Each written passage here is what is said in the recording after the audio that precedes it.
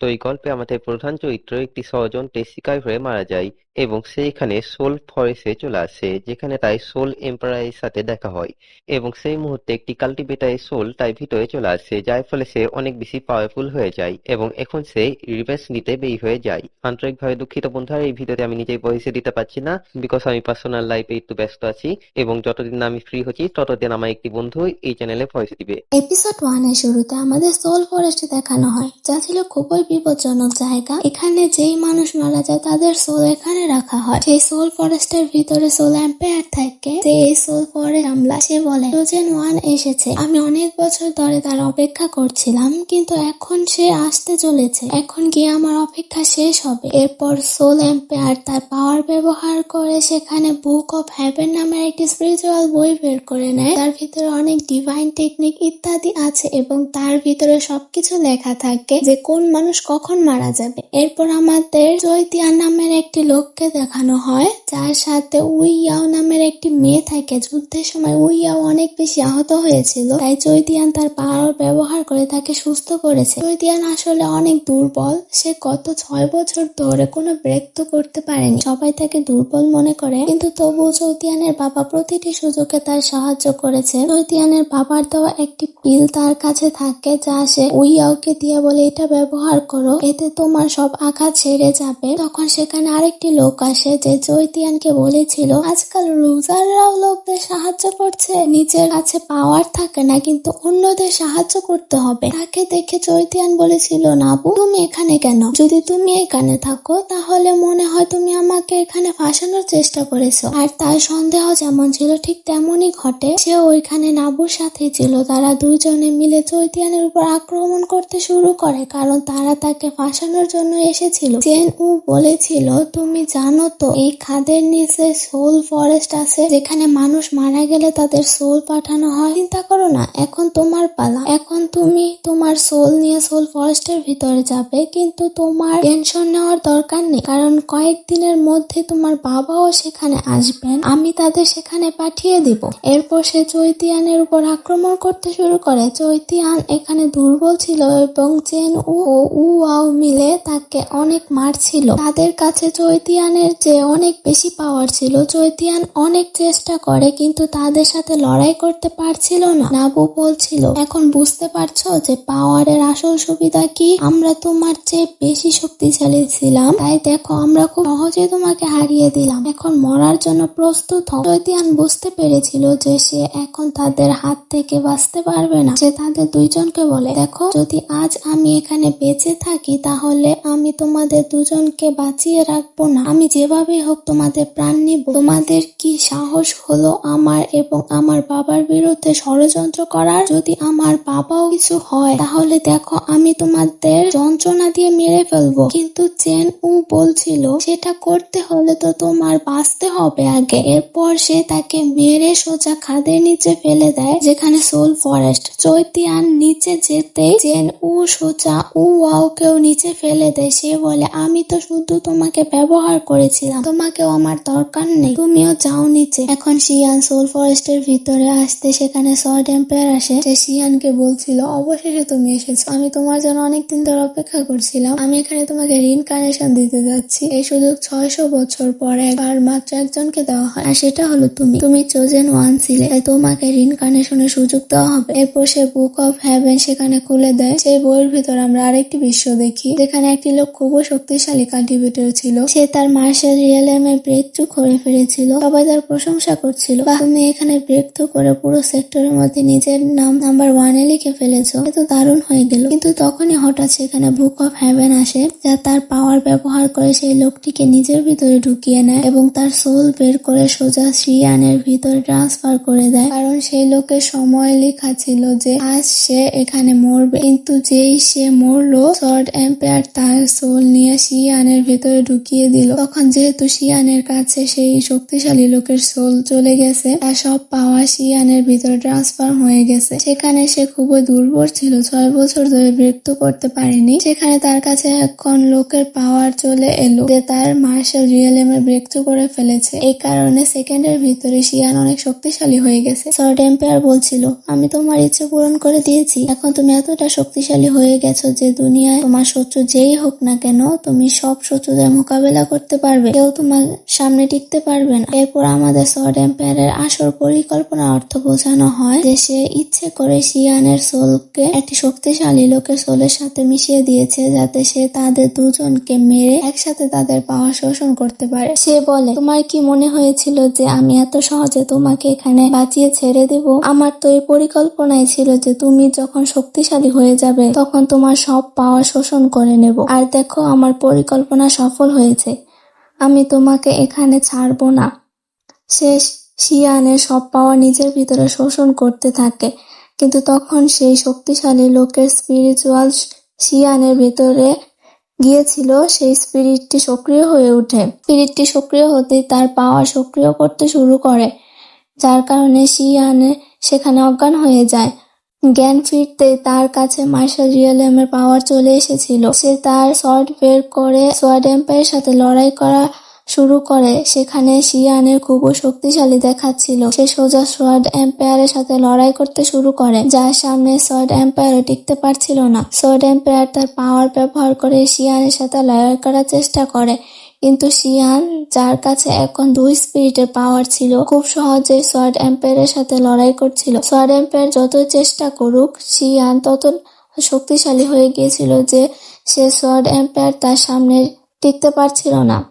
Sword empire বলে, আমার হাতে তৈরি পুতুল আজ আমার বিরুদ্ধে হয়ে গেছে, অনেক হয়েছে, এখন আমি তোমাকে দেখাই আমি কি করতে পারি। তারপর সে সেখানে তার আরো পাওয়ার সক্রিয় করতে শুরু করে, কিন্তু শিয়ান বলছিল, তুমি আমাকে এখানে আবার বাঁচিয়ে ভুল করেছো, আমি সবার আগে তোমারই প্রাণ নেব। এরপর সে এতটাই শক্তিশালী স্ল্যাশ অ্যাটাক সোয়ার্ড এম্পায়ারের উপর করে যে সোয়ার্ড এম্পায়ার সেখানে আক্রমণ সহ্য করতে না পেরে এবং তার সেখানে মৃত্যু হয়। শিয়ান এটা দেখে একদম অবাক ছিল যে আমার সাথে কি হচ্ছে, আমি তো ঠিক মতো কোনো সোয়ার্ডও ধরতে পারতাম না, আর আজ দেখো আমি সোয়ার্ড এম্পায়ারকে হারিয়ে দিলাম, যে আমার চেয়ে বহুগুণ বেশি শক্তিশালী ছিল। জানি না হঠাৎ আমার কি হলো, আমার কাছে এত বেশি পাওয়ার এলো কি করে। কিন্তু যাই হোক, এই জায়গাটা কি, আমি এ সম্পর্কে কিছু জানি না। আমাকে সবার আগে নাবু এবং বাকিদের কাছ থেকে প্রতিশোধ নিতে হবে, তাই আমাকে সবার আগে এখান থেকে বের হতে হবে। যে সে এখান থেকে বের হওয়ার পথ খুঁজতে থাকে। সাথে বুক অফ হেভেনের সব পাওয়ার এখন শিয়ানের ভিতরে চলে গিয়েছিল। পাওয়ার যাওয়ার পর তাকে একটি সোল রিংও মিলে, যার ভিতরে সে অনেক কিছু রাখতে পারে এবং ইতিমধ্যে তার ভিতরে অনেক অনেক রেড স্ট্রেজার ভর্তি আছে, যা আগামীতে শিয়ান ব্যবহার করতে পারবে। এবং শিয়ান সোল ফরেস্টের ভিতরে এগোতে থাকলে আশেপাশের যেসব ঘুরে বেড়ানো সোল ছিল তারা শিয়ানের উপর আক্রমণ করার চেষ্টা করে, কারণ তারা ভাবে আমরা এখানে বছরের পর বছর ধরে আটকে আছি, আর এই লোকটি হঠাৎ এসে কিভাবে ফিরে যাচ্ছে। তাই তারা শিয়ানকে মারার চেষ্টা করে যাতে তাকে বাইরে যেতে না দেয়। শিয়ান তার পাওয়ার ব্যবহার করে সেই সব সোলের সাথে লড়াই করছিল। সে সেখানে তার মার্শাল রিয়েলমের সোয়ার্ডও বের করে নিয়েছিল। সেই সোয়ার্ড বের করতে সব ঘুরে বেড়ানো সোল সেই সোয়ার্ডের অরা এবং চাপের এখানে ধ্বংস হয়ে যায়। শিয়ান কিছু করার দরকারও পড়েনি, কিন্তু সেই সোয়ার্ড এতটাই শক্তিশালী ছিল যে শিয়ান নিজেও তা নিয়ন্ত্রণ করতে পারছিল না। তার ভিতরে যে স্পিরিট গেছে তা খুবই শক্তিশালী, কিন্তু শিয়ান শরীর এতটা শক্তিশালী নয় যে এত তাড়াতাড়ি এত ভয়ানক পাওয়ার স্থিতিশীল করতে পারে। তাই সে বলে, আমাকে এখানে বসে শক্তি স্থিতিশীল করতে হবে যা আমার ভেতর থেকে বেরিয়ে যাচ্ছে। তাই সে সবার আগে সেখানে বসে পড়ে এবং যত শক্তি তার ভিতর থেকে বেরিয়ে যাচ্ছিল তা স্থিতিশীল করার চেষ্টা করে, যার কারণে শিয়ান সেখানে তার ব্যর্থ করে ফেলেছিল এবং এখন সে মার্শাল রিয়েলিয়াম থেকে সোজা সামুরাই রিয়েলিয়াম ফর্মে হয়ে গেছে। শিয়ান বলছিল, গত 6 বছর আমি কখনো ব্রেকথ্রু করিনি, আর আজ দেখো আমি প্রায় 1 মিনিটের মধ্যে ব্রেকথ্রু করে ফেলেছি। জানি না হঠাৎ আমার সাথে কি হলো, তবে যা হয়েছে ভালোই হয়েছে। আমি নিজেকে আগের চেয়ে 1000 গুণ বেশি শক্তিশালী অনুভব করছি। সাথে যে পাওয়ার তার কাছে এসেছিল তার সাহায্যে সে দূর দূরান্তের কেউ দাঁড়িয়ে আছে এবং কি করছে তাও জানতে পারত। সেই পাওয়ার ব্যবহার করে শিয়ান এখানকার পথ পরিষ্কার করে সোল ফরেস্টের ভিতর থেকে বের হওয়ার চেষ্টা করে এবং অনেক পরিশ্রমের পর সে সোল ফরেস্টের বাইরে চলে আসে। বাইরে আসার পর সে তার সোল সোল রিং দেখছে যে এর ভিতরে কেমন কেমন ট্রেজার রাখা আছে। তার ভিতর থেকে সবার আগে একটি শক্তিশালী সর্ড বেরিয়ে আসে যা ছিল অসাধারণ। তার সাথে তার ভিতরে দুটি হেভেনলি সর্ড টেকনিকের বইও ছিল যা আগামীতে শিয়ান ব্যবহার করতে পারবে। সে বলে, এতটা ভয়ানক টেকনিক আমি জীবনে কখনো দেখিনি যা আমার সোল রিং এর ভিতরে রয়েছে। এ তো অসাধারণ। মনে হচ্ছে আজ উপরওয়ালার আমার উপর অনেক মেহেরবানি ছিল, তাই আজ সবকিছু আমার সাথে ভালোই হচ্ছে। বুঝতে পারছি না সর্ড এম্পায়ার কে ছিল, কিন্তু যেই ছিল আমার উপকার করে চলে গেল। এরপর শিয়ান সেই হেভেনলি টেকনিক শেখার পর তা চেষ্টা করতে থাকে। সে যে তার শর্ট বের করে তাকে কিছু করার দরকার পড়ে না, তার অরা থেকে সামনের পাহাড় দুটুকরো হয়ে যায়। এতটা পাওয়ার চলে এসেছিল শিয়ানের কাছে। কিন্তু তখন শিয়ানের মনে হয় যে তার আশেপাশে কেউ আছে যে তার দিকে এগিয়ে আসছে, তাই সে সেখানে সতর্ক হয়ে যায়। এরপর সেখানে জ্যাং নামের একটি লোক আসে যে সেখানে এসে শিয়ানকে বলে, তুমি কে এবং আমার এলাকায় আসার সাহস কিভাবে হলো? যে এলাকায় শিয়ান উপস্থিত ছিল সে সোল ফরেস্টের কাছে বেরিয়ে এসেছে, কিন্তু যে এলাকায় সে এখন ছিল সেটা এই জ্যাং নামের লোকটির ছিল। তাকে দেখে শিয়ান বলছিল, এই লোকটা এখনো আমার চেয়ে বেশি শক্তিশালী, এর কাল্ট পাওয়ার আমার চেয়ে বেশি, কিন্তু লড়াই হলে তবু আমি এটাকে সহজে হারাতে পারবো। জ্যাং শিয়ানকে বলছিল, বাচ্চা তুমি তো আমার কাছে দুর্বল ডিসাইপল মনে হচ্ছে, তুমি এখানে পাহাড় ভাঙা ভালো করনি।